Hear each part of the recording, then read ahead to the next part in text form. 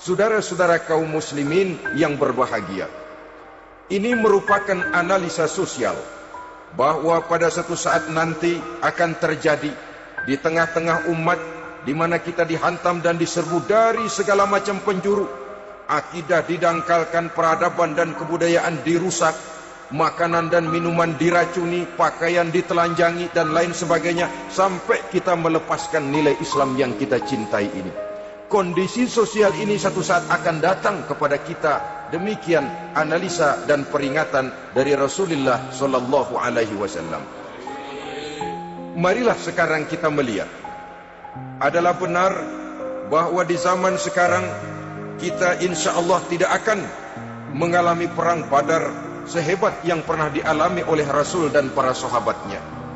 Tetapi sesungguhnya perang yang kita hadapi di zaman sekarang ini tidak kalah hebatnya dengan perang Badar, tidak kurang dahsyatnya dengan perang Uhud, tidak kurang ngerinya dari perang Khandaq. Hanya saja yang kita hadapi sekarang ini bukan ujung pedang, bukan ujung tombak, bukan ujung panah. Yang kita hadapi sekarang ini adalah perang akidah, perang ideologi, perang mempertahankan keyakinan. Yang kalau kita kalah sekarang, kita memang masih beragama. Tetapi anak kita, cucu kita, generasi yang akan hidup 5, 10, 20, 30 tahun yang akan datang, wallahu a'lam bissawab. Islam, saudara-saudaraku, tidak mungkin hilang dari dunia. Tetapi tidak mustahil Islam gulung tikar dari desa kita. Tidak mustahil Islam gulung tikar dari kampung dan kota kita, jikalau kita tidak menjaganya, jikalau kita tidak memeliharanya, bahkan jikalau kita tidak mewariskannya kepada anak-anak kita, generasi yang akan datang. Marilah kita mengingat sejenak bagaimana Islam di Spanyol yang pernah jaya, pernah mewarnai daratan Eropa, dan yang sekarang hanya sekedar tinggal ceritanya saja. Ini pernah diperingatkan oleh Rasul dalam satu hadis, sayati ala ummati zamanun la yabqal Islam illa ismun wala minal Quran illa rasmun. Akan datang satu masa di tengah umatku di mana pada masa itu Islam ada tapi hanya tinggal sekedar namanya saja, dan Quran pun ada tapi cuma sekedar tinggal tulisannya saja. Apabila kita tidak mewariskan ini kepada generasi yang akan datang, maka serbuan-serbuan dari berbagai macam penjuru dari hari ke hari semakin kita rasakan kehebatannya. Tidak mustahil sejarah Spanyol akan terjadi di desa kita, akan terjadi di kampung kita, akan terjadi di kota kita. Orang Spanyol, kalau mereka cerita kepada anaknya, mereka akan cerita, "Nak, di sini dulu ada masjid." Kapan, Pak? Dulu bener dah. Banyak orang Islam kalau hari Jumat pada sembahyang, kapan itu, Pak? Dulu sekali. Sekarang cuma sekedar tinggal ceritanya saja. Bukankah sesuatu yang sangat tidak mustahil apabila kita tidak menjaga dan mewariskan Islam ini kepada generasi yang akan datang? Maka serbuan-serbuan akan membawakan hasil yang diinginkan oleh para penyerbu itu tadi. Kita sudah menjadi umat yang mayoritas, tetapi umat yang mayoritas ini menurut Rasul dikepung sedemikian rupa, akidahnya didangkalkan, peradaban dan kebudayaannya ditekan sedemikian rupa, kehidupan sosialnya dibuat individualis, kemudian dari segi pergaulan, pakaian, makanan, minuman dan sebagainya diracuni, sampai dia tidak lagi berpegang teguh kepada agamanya. Dan dikala itu hilang kehebatan umat ini di mata musuh-musuhnya. Orang lain memandang kita ringan saja, enteng saja, satu umat yang sudah kehilangan wibawa.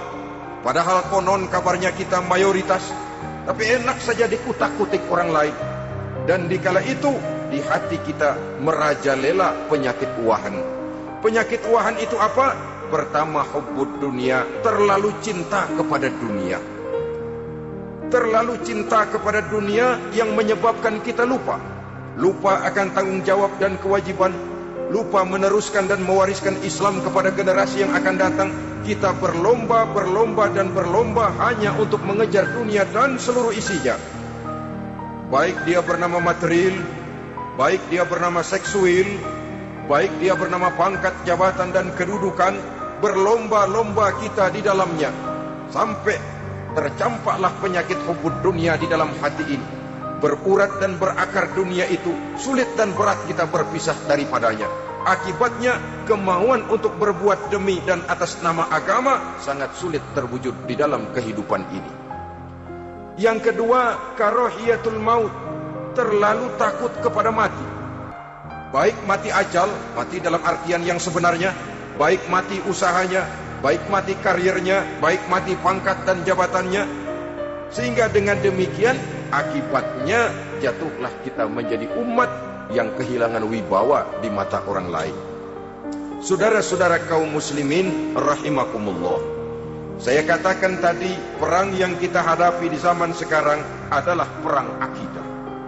Perang menghadapi peradaban dan kebudayaan yang menghancurkan moral daripada anak-anak kita.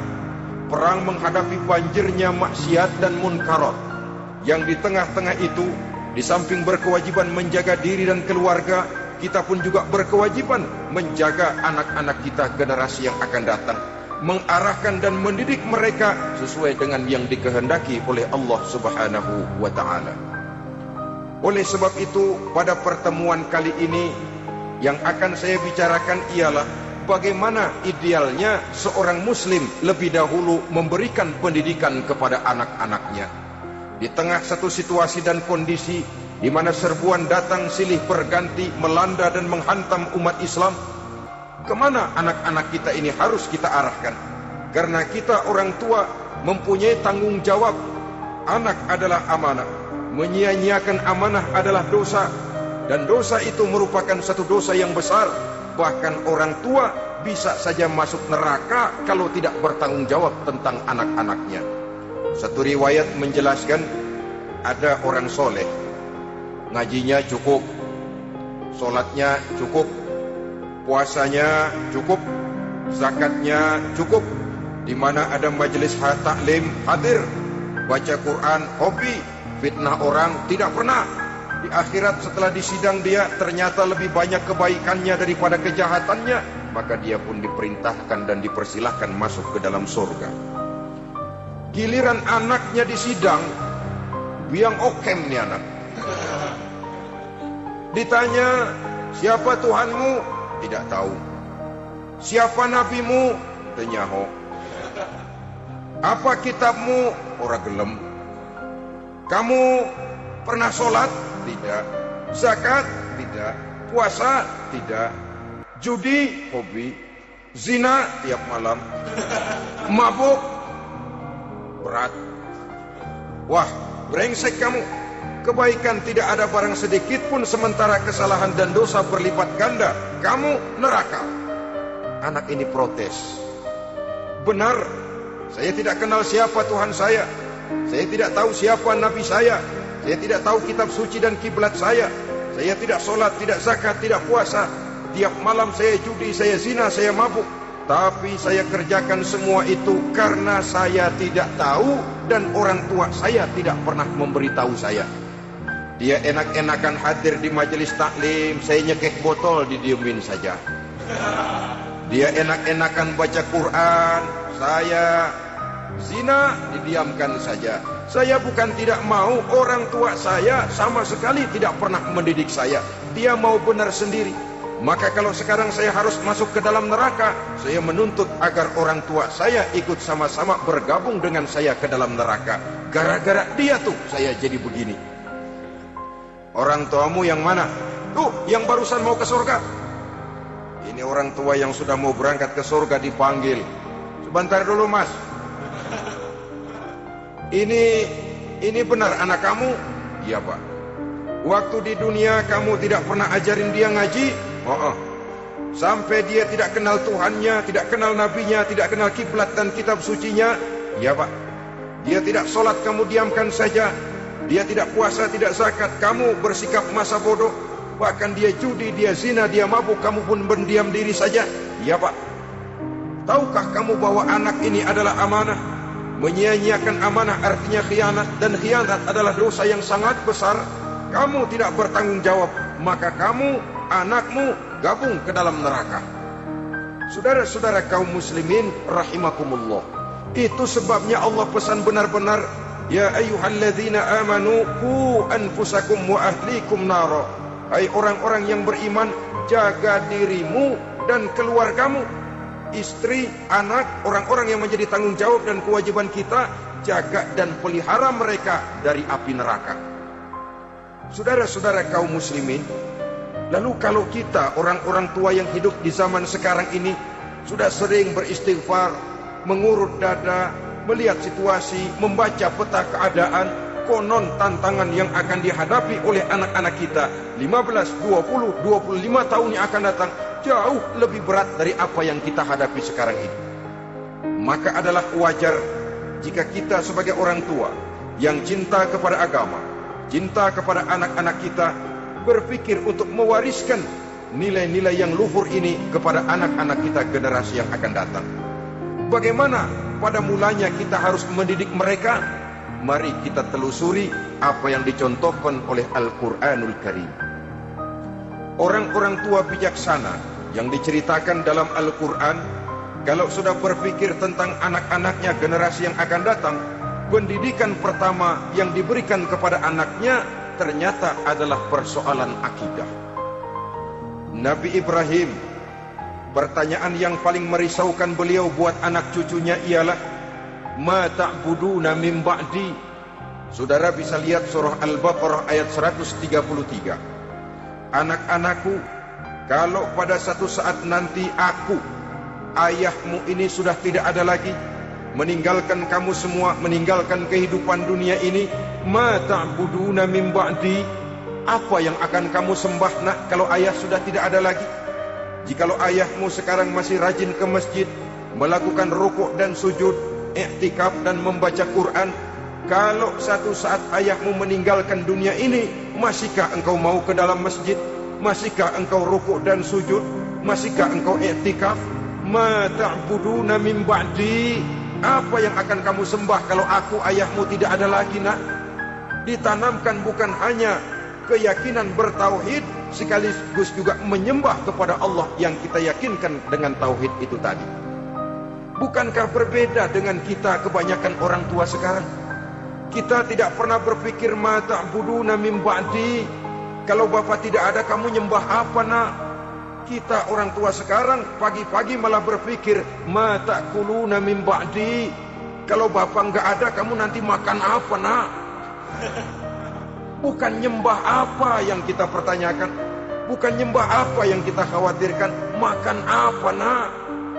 Maka yang dicari lalu sekolah-sekolah yang bonafit, yang tidak peduli apakah itu merusak imannya, mematikan akidahnya, menghancurkan keyakinannya. Yang penting ada jaminan hari depan bisa dapat lapangan kerja.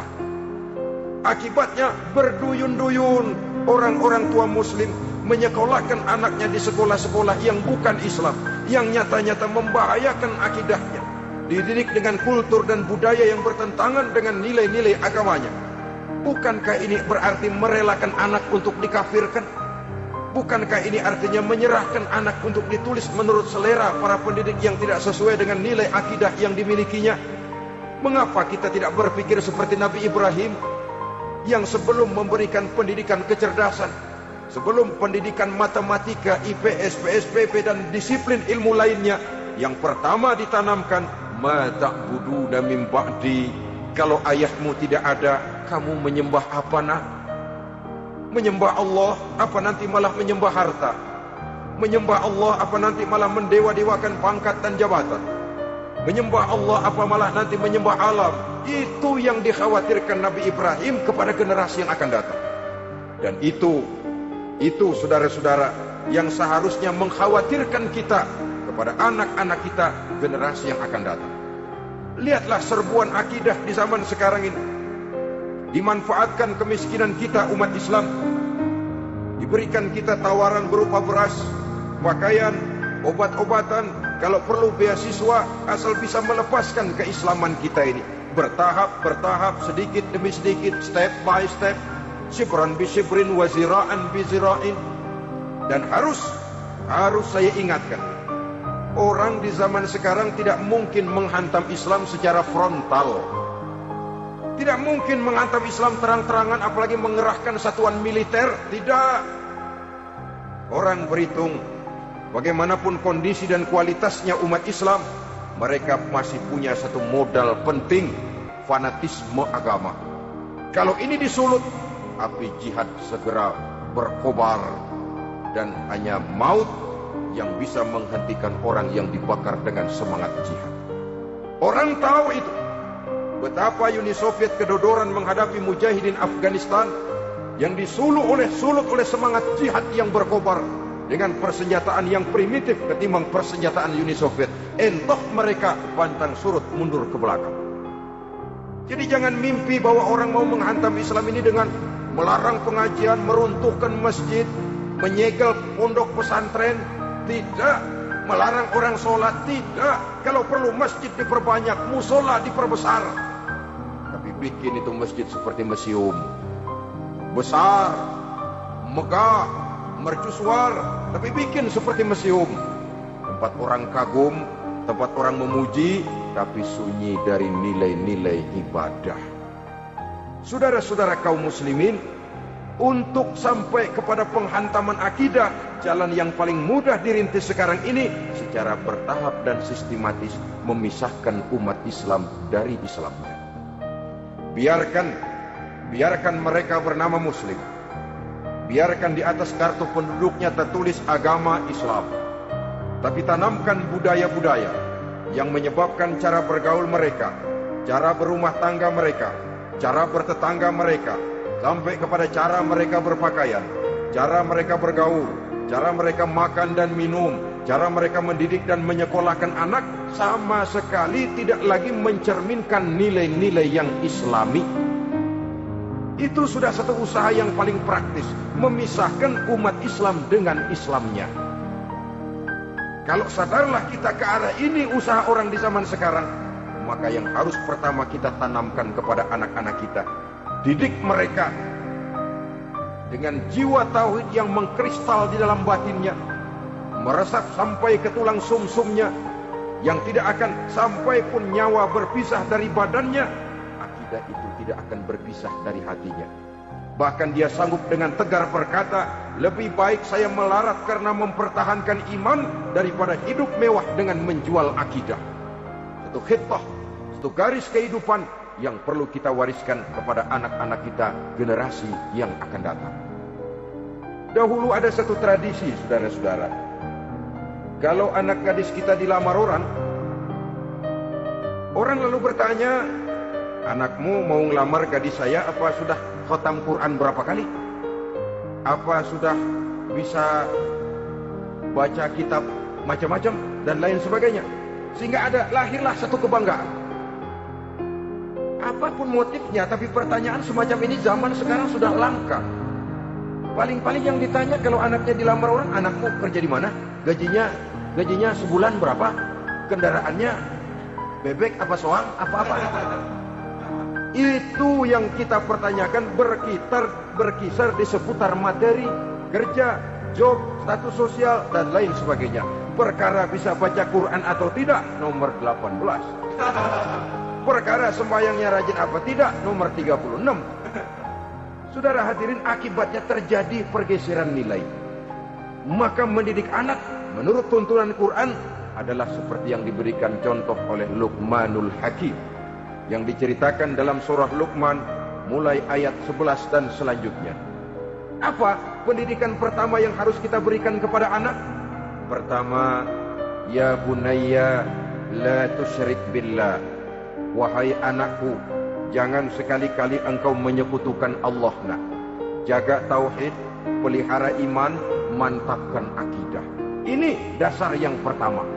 Belum lagi anak mengenal berbagai macam disiplin ilmu, yang pertama ditanamkan tauhid. Ini yang mendasari kehidupan. Ini yang akan menjadi mewarnai dan menjadi warna dari kepribadian seseorang. Sentuhan jiwa tauhid di dalam diri si anak. Belum lagi sempat dia kenal yang lain, yang pertama yang kita tanamkan, kita wariskan, kita berikan, la tusyrik billah, jangan sekali-kali menyekutukan Allah. Kalau ini sudah tertanam, ini sudah merupakan satu fondasi yang kuat. Selebihnya nanti tinggal melihat bakat si anak, kemana dia harus dididik. Yang terpenting nilai iman lebih dahulu tanamkan. Dan untuk menghancurkan nilai keimanan, saudara-saudara, saya katakan, ingatkan kepada hadis di awal tadi, dikepung kita dari berbagai macam penjuru agar bila bisa melepaskan nilai-nilai iman dan keyakinan. Proses pendangkalan akidah, ditanamkan keraguan kepada agama, ditanamkan rasa malu beragama, sholat malu, baca Quran malu, berangkat ke masjid malu, pakai jilbab malu, ditanamkan rasa malu beragama. Sehingga bertahap sedikit demi sedikit kita mulai berpisah dengan kehidupan beragama. Ditanamkan hal yang sedemikian rupa dari berbagai macam penjuru. Dihantam akidah, akidah kuat, dihantam dari segi peradaban dan kebudayaan. Diperbanyaklah peradaban dan kebudayaan yang bukan mendekatkan kita dengan agama, malah mendekatkan kita dengan neraka. Menjauhkan kita dari agama, menjauhkan kita dari nilai-nilai luhur yang diwariskan oleh orang-orang tua kita terdahulu. Adalah kewajiban kita yang pertama, mendidik anak, menanamkan roh, jiwa, dan semangat tauhid di dalam diri mereka. Saudara-saudara kaum muslimin rahimakumullah, kenapa kita lebih dahulukan menanamkan jiwa, roh, dan semangat tauhid ini kepada anak-anak kita? Pertama, kita tidak hanya ingin sekedar mempunyai anak yang pintar, tetapi lebih daripada itu kita pun ingin mempunyai anak yang benar. Segala macam disiplin ilmu, segala macam bentuk penalaran ilmiah dan pengisian intelektualitas manusia mungkin di satu sisi akan membuat dia pintar, tapi di sisi lain belum tentu akan membuat dia benar. Nabi pernah memberikan peringatan, man izdada ilman walam yazdad huda lam yazdad minallahi illa bu'da. Orang yang hanya bertambah ilmu pengetahuannya tapi tidak bertambah hidayah dari Allah, tidak makin mantap keimanannya, maka seluruh nilai-nilai ilmunya hanya akan menjauhkan dia dari Allah Subhanahu wa taala. Dan adalah lebih merupakan azab daripada nikmat kalau kita diberikan ilmu pengetahuan yang hanya akan menyebabkan kita semakin jauh dari Allah Subhanahu wa taala. Yang kedua, sesungguhnya roh, jiwa, dan semangat tauhid yang melekat dalam diri anak pada puncaknya akan melahirkan satu disiplin murni yang tumbuh dari dalam dirinya sendiri, di mana si anak dalam kehidupannya merasakan, dimanapun dia berada, kemanapun dia pergi, ia selalu merasakan kehadiran Allah dekat dalam hidupnya. Ia sadar sesadar-sadarnya bahwa tidak ada satu perbuatan yang bagaimanapun kecilnya yang bisa disembunyikan dari kekuasaan Allah Subhanahu wa taala. Yang ketiga, dengan penanaman roh, jiwa, dan semangat iman ini, maka diharapkan anak-anak nanti pada pertumbuhannya sanggup mengendalikan hawa nafsunya. Dengan kata lain, bahwa penanaman jiwa tauhid, penanaman roh dan semangat keimanan ini merupakan kondisi dasar yang harus dilakukan sebelum yang lain-lainnya. Kemudian, pendidikan kedua yang diberikan oleh Al-Quran melalui contoh dan model dengan Luqmanul Hakim ini, setelah menanamkan tauhid, ditanamkanlah kepada si anak ini rasa hormat kepada orang tuanya. Wa wassaynal insana biwalidayhi, dan kami wasiatkan kepada manusia untuk berbakti kepada ibu bapaknya. Hamalathu ummuhu wahnan ala wahnin, karena ibunya telah mengandungnya dengan kepayahan di atas kepayahan. Maksudnya dengan kepayahan dan kelelahan yang berlipat ganda. Sehingga ketika Rasul ditanyakan orang, ya Rasul, siapa yang paling harus saya taati di dunia ini? Beliau menjawab, ibumu. Kemudian siapa lagi ya Rasul? Ibumu. Setelah itu siapa lagi ya Rasul? Ibumu. Dan kemudian siapa ya Rasul? Bapakmu. Ibu, ibu, ibu, bapak. Bahkan al-jannatu tahta aqdamil ummahat, surga berada di bawah telapak kaki ibu. Bagaimana menanamkan rasa hormat kepada orang tua di hati anak? Tentu yang pertama, bagaimana orang tua bisa memberikan keteladanan. Marilah kita sebagai orang-orang tua ini menyadari bahwa sebelum anak kenal sekolah dasar, sebelum anak kenal TK, ibtidaiyah, sanawiyah, sampai kepada perguruan tingginya, yang pertama dia kenal adalah lingkungan rumah tangganya, gurunya adalah ibu bapaknya. Di sini berlakulah apa yang dinamakan keteladanan. Keteladanan jauh lebih berhasil daripada sekedar teori-teori yang muluk. Keteladanan jauh lebih berhasil daripada berbagai macam indoktrinasi dan penataran. Kurangnya keteladanan akan menyebabkan anak mencari pola. Apabila kita orang tua ini tidak bisa memberikan keteladanan yang baik kepada anak-anak kita, maka pada suatu saat anak-anak akan menganggap enteng dan kehilangan wibawa kita sebagai orang tua di mata mereka. Dikala itu akan sangat sulit kita membentuk kepribadian mereka. Bukankah di zaman sekarang ini kita banyak mengalami krisis wibawa, krisis figur? Ada yang karena rapotnya merah melulu, gurunya dikeroyokin. Pak guru pulang sekolah dicegat. Bahkan nyaris ada orang tua pernah dibunuh oleh anaknya sendiri. Dan lain sebagainya, kasus-kasus yang sebenarnya tidak perlu terjadi, karena memang bukan saja bertentangan dengan nilai budaya kita sebagai bangsa, tapi juga bertentangan dengan ajaran agama kita sendiri. Krisis wibawa, krisis figur, yang juga akibatnya harus kita sadari banyak faktor yang membentuk kepribadian anak. Pergaulannya, yang dibacanya, yang ditontonnya, yang disaksikannya di dalam kehidupan. Benar kita menyekolahkan mereka, tapi berapa jam mereka di sekolah? 6 jam, 7 jam paling lama. Sedangkan mereka hidup satu hari satu malam 24 jam. Kalau cuma 7 jam di sekolah, ini berarti lebih banyak dia di luar sekolah. Dan di luar sekolah itu artinya ya rumah tangganya, ya temannya, ya lingkungan di mana dia tinggal, yang seluruhnya sangat besar pengaruhnya dalam ikut membentuk kepribadian anak-anak kita. Saya katakan tadi, di samping kita menghadapi perang akidah, kita pun berhadapan di dalam perang menghadapi peradaban dan kebudayaan yang bukan saja menjauhkan kita dari agama, tetapi sanggup menghancurkan moral daripada anak-anak kita. Secara pribadi, saudara-saudara, saya iri, saya kagum misalnya dengan kemajuan yang diperoleh oleh negara tetangga kita, Jepang misalnya. Padahal tahun 45 ia pun hancur lebur oleh meledaknya atom di Hiroshima dan Nagasaki. Tapi bagai satu tenaga raksasa kemudian Jepang bangkit menjadi satu negara superpower di Asia. Bahkan gurunya saja Amerika sekarang ini kewalahan menghadapi perang dagang dengan Jepang ini.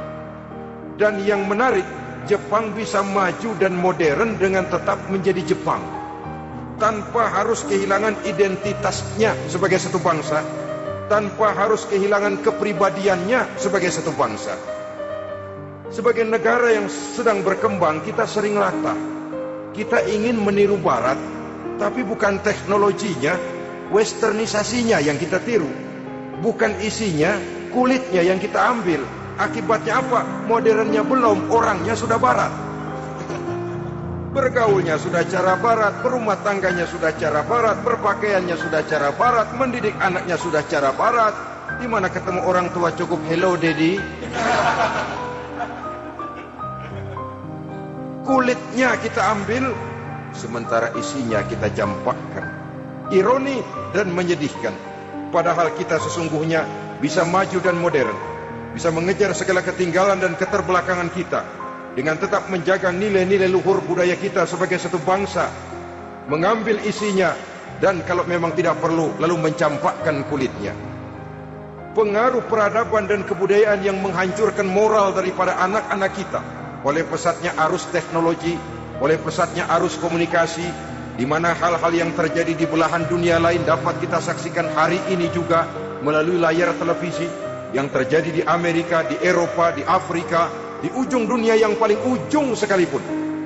Di ujung dunia yang paling ujung, hari ini kejadian, hari ini sudah bisa kita saksikan.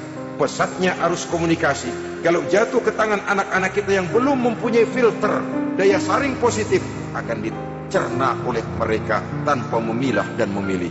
Akibatnya orang kampung bilang kelolodan. Makan nggak dikunyah lagi, tentu saja akhirnya kelolodan. Dan kalau sudah kelolodan, menyusahkan kita seluruhnya. Oleh karena itu budaya menghormati orang tua perlu dijaga, perlu dipelihara dan diwariskan kepada anak-anak kita. Tali silaturahmi sehingga ada respeknya kepada orang tuanya. Jangan bapaknya dianggap CS, ibunya dianggap CS, kakeknya dianggap CS.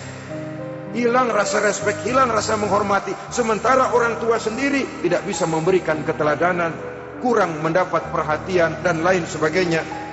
Apalagi kalau baik ibu maupun bapak adalah orang-orang karier yang setiap hari sibuk menghadapi tugas masing-masing. Bapak sibuk rapat, pindah kantor sana kantor sini, ibu sibuk arisan, besarlah anak-anak di tangan pembantu dan lain sebagainya, sehingga dia merasa kurang mendapat perhatian, dan ini akan ikut membentuk warna dari kepribadian yang dimilikinya.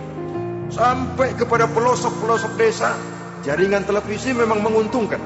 Tapi kalau sudah sampai kepada menayangkan budaya-budaya yang tidak sesuai dengan pola di mana mereka tinggal, pola lingkungannya, dan ingin mereka terapkan dalam kehidupan, ironi dan menyedihkan. Maka sering dikatakan, jikalau ABRI masuk desa, rakyat beruntung. Jikalau listrik masuk desa, rumah jadi terang. Jikalau koran masuk desa, rakyat jadi cerdas. Jikalau hakim masuk desa, rakyat lalu sadar hukum.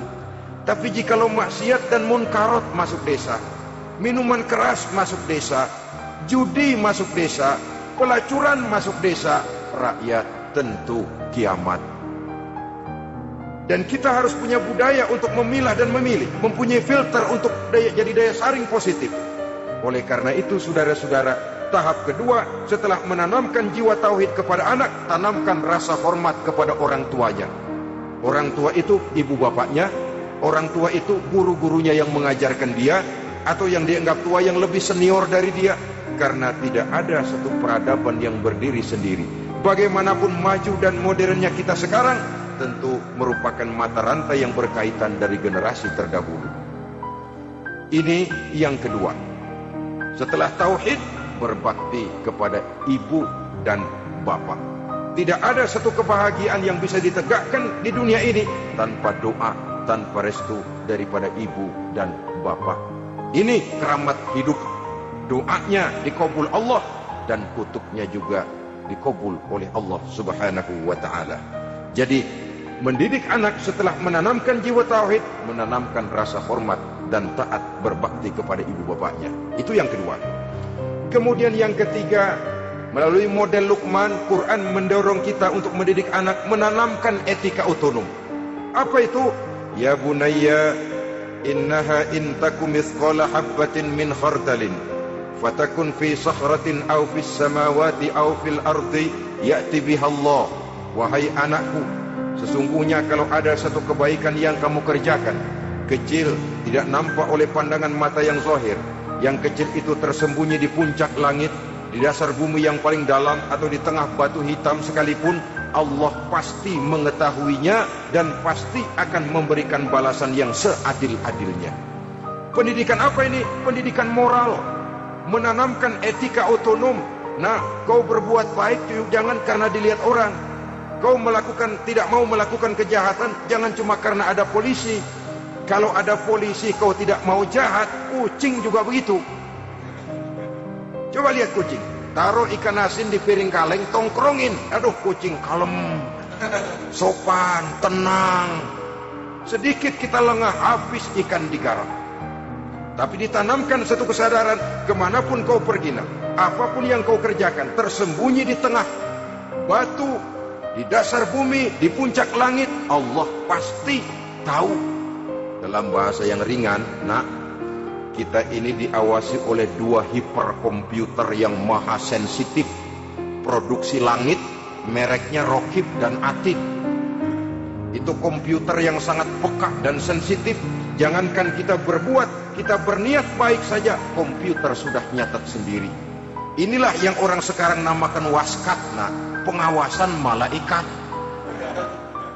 Kalau hidup sudah merasa diawasi oleh malaikat, waskat berhasil. Tapi kalau waskat sudah diawasi malah nekat, itu yang gagal.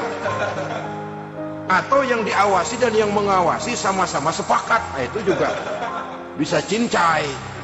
Saudara-saudara kaum muslimin rahimakumullah, waskat dalam pengertian kita muslim, bagaimana hidup ini merasakan diawasi oleh malaikat. Intelektualitas yang tinggi sekalipun, IQ yang nilainya plus sekalipun, Disiplin ilmu yang bagaimanapun banyak yang memenuhi benak kita, tanpa diiringi oleh etika otonom, orang sering mencari celah dan kesempatan. Mencari celah dan kesempatan. Tapi kalau sudah merasa, kemanapun saya pergi, dimanapun saya berada, kebaikan bagaimanapun sekecilnya saya lakukan, toh Allah pasti akan memberikan balasan. In khairan wa khairun, wa in syarran fa syarrun. Jikalau baik, baik balasan yang kita terima. Jikalau jahat, jahat kejahatan yang kita terima. Kalau sudah ke arah ini kita berpikir, maka sesungguhnya kalau kita berbuat baik kepada orang lain, hakikatnya kita sudah berbuat baik kepada diri kita sendiri. Lalu tidak ada merasa rugi berbuat baik kepada orang, karena manakala dia melakukan kebaikan kepada orang lain, artinya dia sudah berbuat baik untuk dirinya sendiri. Jadi setelah tauhid, kemudian berbakti kepada ibu bapak, yang ketiga baru pendidikan tentang akhlak, tentang moral. Pola ini yang sering terlupakan oleh kita, bahwa bagi kita itu pendidikan tidak lain upaya mencerdaskan otak anak. Jangan sampai sebab ini kelihatannya pembangunan makin maju, persaingan hidup makin tajam, tensi ekonomi semakin tinggi, sementara jumlah tenaga kerja dengan lapangan kerja yang tersedia jauh dari mencukupi. Jikalau tidak membekali anak dengan pendidikan yang menunjang lapangan pekerjaan, orang tua khawatir, takut sekali anaknya jadi gelandangan. Dikhawatirkannya kehidupan dunia ini, sementara dia lupa kalau anaknya bisa jadi gelandangan di akhirat. Padahal selama-lamanya gelandangan di dunia paling seumur manusia itu 60 tahun, 70 tahun lah umur orang sekarang. 70 itu sudah luar biasa itu. Tapi kalau harus menggelandang di akhirat, menjadi gelandangan di akhirat, alangkah menyedihkannya. Apakah akan kita korbankan satu kehidupan yang langgeng, abadi, cuma karena tertipu oleh fata morgana dan kamuflase? Kita korbankan yang sedikit, kita korbankan yang besar karena kita memilih yang sedikit. Dalam bahasa Al-Quran memang pernah diceritakan hidup ini hakikatnya perlombaan, saudara-saudara. Perlombaan. Dan di dalam perlombaan itu ada yang menang, ada yang kalah. Al-Quran lalu memberikan peringatan, Alhaakumut takatsur, kamu telah lalai karena berlomba-lomba memperbanyak harta, mempertinggi pangkat dan kedudukan, hatta zurtumul maqabir, sampai kamu akan masuk ke liang kubur baru sadar. Apalagi kalau nafas sudah sampai di tenggorokan, persis Fir'aun, sudah tenggelam di lautan merah, mau mampus, baru dalam sekaratnya, amantu birabbi Musa wa Harun, kalau begini caranya saya juga percaya kepada Tuhan Musa dan Harun, percaya kepada Allah. Sudah mau mati, baru amantu birabbi Musa, kami percaya kepada Tuhan Nabi Musa, kata Fir'aun. Malaikat maut kesal benar, dilelepin terus di laut, mampus tuh sekalian. Hidup ini memang kita berlomba. Berlomba dengan waktu, berlomba dengan umur, berlomba dengan tenaga, berlomba dengan tetangga. Yang jangankan kita sampai mundur, berhenti saja sejenak, kita akan ditinggalkan oleh yang lain. Tiada kata mundur, bahkan tiada kata berhenti. Sekali kita melangkah, melangkahlah terus. Tapi berlombalah seperti yang dikehendaki Quran, fastabiqul khairat. Berlomba-lombalah di dalam kebajikan. Jangan berlomba-lomba di dalam kemaksiatan, kemunkaran, kejahatan. Berlombalah dalam urusan kebaikan. Saudara-saudara kaum muslimin rahimakumullah, tauhid, berbakti kepada ibu bapak, kemudian pendidikan tentang moral. Apabila pendidikan tentang moral sudah tertanam, barulah lihat bakat si anak. Kemana bakatnya? Anak saya kelihatannya dari kecil demennya main bedil-bedilan saja. Abri kali itu. Kirim ke Magelang, masukkan akabri. Tapi dengan syarat 3 itu tadi. Iman sudah tertanam, rasa bakti kepada ibu bapak sudah ada, dan punya nilai moral. Jika boleh jadi nanti dia menjadi jenderal yang beriman, yang berbakti kepada ibu bapaknya, dan punya moral yang tinggi. Kan lebih baik rakyat rendah tapi akhlaknya tinggi, daripada pejabat tinggi tapi moralnya rendah. Jauh lebih baik rakyat rendah punya moral tinggi ketimbang pejabat tinggi punya moral rendah. Nilai moral ini yang jadi ukuran dan barometer di masyarakat. Yang ini yang sering kita lupakan. bahwa kehancuran satu bangsa dimanapun di dunia ini selalu dimulai dengan kehancuran moral daripada bangsa itu sendiri. Sekarang membina nilai moral ini berat. Gadis kita, remaja, putri diberikan pakaian jilbab, mungkin dia sendiri masih setengah-setengah, ditambah lagi oleh ledekan temennya. Jilbab lah kuno, bau surga lah, bau masjid lah, bau menyan lah. Ditanamkan rasa malu untuk hidup dekat dengan agama. Kalau moral semacam ini sudah tertanam, sedikit demi sedikit kita mulai mengucapkan selamat tinggal kepada agama. Dan kemalangan apa yang lebih malang kalau kita sudah jauh dari agama ini? Bukankah Islam telah menyelamatkan manusia dari penyakit jahiliyah dan membawanya kepada satu kehidupan yang maju dan modern? Kalau kita tinggalkan Islam ini, bukankah artinya kita akan kembali kepada satu zaman jahiliyah? Hanya saja jahiliyah itu berada di abad modern. Versinya tentu lebih modern. Kalau zaman jahiliyah dulu mabuknya pakai arak, zaman sekarang sudah macam-macam orang bisa mabuk. Kalau zaman jahiliyah dulu anak perempuan dikubur hidup-hidup, zaman sekarang kadang-kadang belum sempat lahir ke dunia, malah sudah dibunuh lebih dahulu. Versinya saja yang berbeda. Kalau di zaman jahiliyah dahulu manusia menyembah batu yang bernama Latta, Uzza, Manat dan Hubal, di zaman jahiliyah modern sekarang ini orang sering menyembah kepala bagiannya, sering menyembah atasannya, sering menyembah komputer, sering menyembah teknologi modern yang lebih diyakininya daripada Allah sebagai keyakinan sentral di dalam hidupnya. Saudara-saudara kaum muslimin rahimakumullah. Jadi yang ketiga, nilai moral yang ditanamkan kepada anak-anak kita supaya dia bisa menghadapi tantangan-tantangan hidup yang semakin berat ini dengan tetap berpegang teguh kepada nilai-nilai moral yang diwarnai oleh jiwa keimanannya yang bersumber dari ajaran agamanya. 3. Kemudian yang keempat, barulah tatanan kehidupan sehari-hari. Apa kata Luqman? Ya bunayya aqimis shalah. Setelah bertauhid, berbakti kepada ibu bapa, punya nilai moral. Ya bunayya aqimis shalah, nak dirikan salat. Rumah tangga muslim, anak berumur 7 tahun sudah berani meninggalkan salat, kata Nabi, pukul. Bukan untuk menyakiti, untuk mendidik, karena sayang kepada anak. Saudara-saudara, kita khawatir betul kepada anak. Kalau dia pulang dari sekolah, buru-buru kita sebagai orang tua bertanya, sudah makan nak? Sudah istirahat nak? Tapi jarang kita sebagai orang tua melontarkan, sudah sholat nak? Bahkan kita bisa memberikan sugesti kepada anak. Nah, kalau kau naik kelas 1 sampai naik ke kelas 2, bapak beliin sepeda. Tamat SD nak, motor. Tamat SMP nak, ke Bali kita. Tamat SMA nak, Singapura. Saudara-saudara, tapi kalau untuk urusan sholat misalnya, kita tidak pernah memberikan sugesti kepada anak-anak kita. Nah, kalau kau hafal Fatihah lengkap dengan artinya, bapak beliin sepatu. Nah, kalau kau bisa sholat dengan baik, cukup syarat rukunnya, bapak beliin sepeda. Ada rangsangan, ada sugesti yang membuat anak lebih tergerak untuk hidup dalam suasana keagamaan. Ya bunayya aqimis shalah, nak dirikan sholat. Sebab ini sandaran vertikal yang paling langsung antara manusia dengan Tuhannya.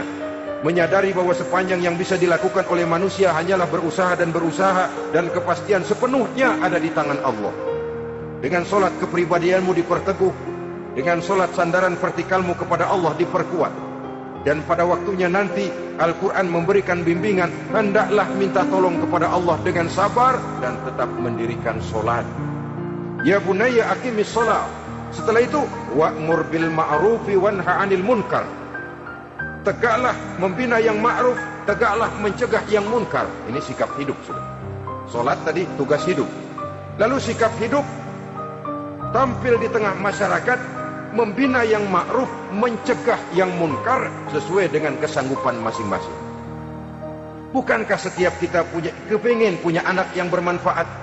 Setidaknya bagi keluarganya, syukur kalau bisa bagi lingkungannya, bagi masyarakat, bangsa dan negaranya. Dan satu di antara tanda orang yang bermanfaat, kalau dia bisa hidup menjadi penganjur yang ma'ruf dan pencegah yang munkar. Dan itu kalau tidak ada hidayah, sulit orang mau melaksanakan itu. Sebab apa? Ada kecenderungan belakangan ini di mana agama dianggap urusan pribadi. Sehingga orang lalu sering bilang, jangan bawa-bawa agama dah, itu kan bukan urusan agama. Ini sudah ciri berpikirnya sekuler. Jangan bawa-bawa agama, agama urusan pribadi. Artinya orang mau sholat mau enggak, jangan bilang apa-apa dah, urusan dia sendirian. Dia mau puasa dia enggak, merdeka saja, urusan pribadi. Agama bukan persoalan pribadi. Apalagi jika sudah menyangkut amar ma'ruf dan nahi munkar, siap menegakkan yang baik, mencegah yang munkar untuk tegaknya satu masyarakat yang diwarnai oleh kebaikan dan terhindar dari segala macam kejahatan. Dan terus ayat-ayat selanjutnya mencerminkan sikap hidup. Namun yang intinya, cara mendidik anak yang baik yang dicontohkan oleh Al-Quran dengan Luqmanul Hakim sebagai model. Pertama, tanamkan tauhid. Yang kedua, tanamkan rasa hormat dan berbakti kepada ibu bapaknya. Yang ketiga, tanamkan moral, nilai akhlak yang tinggi. Setelah itu yang keempat, biasakan hidup dalam suasana keagamaan. Kontrollah sholatnya, kontrollah baca Qur'annya, kontrollah puasanya di bulan Ramadan. Ajaklah anak-anak sholat berjamaah, sehingga dengan demikian dia terbiasa oleh satu suasana yang mendekatkan dia dengan nilai agamanya. Dari sana diharapkan nilai-nilai ilmu yang didapatnya dari bangku sekolah akan menciptakan keseimbangan dengan yang ditanamkan oleh orang tuanya dalam bentuk yang dijelaskan oleh surah Luqman itu tadi. Sehingga apabila keseimbangan ini terwujud, akan menjalin keseimbangan dalam pola berpikir, dan keseimbangan dalam pola berpikir akan melahirkan keseimbangan dalam perbuatannya. Terwujudlah kita harapkan insan yang fid dunya hasanah wa fil akhirati hasanah. Inilah harapan kita semua. Mudah-mudahan Allah memberikan kekuatan kepada kita untuk mewariskan nilai-nilai yang baik kepada generasi yang akan datang, sehingga esok harus lebih baik daripada hari ini, dan lusa harus lebih baik daripada hari esok. Terima kasih atas perhatian saudara. Mohon maaf atas segala kekurangan. Usikum wa nafsi bitaqwallah. Wassalamualaikum warahmatullahi wabarakatuh.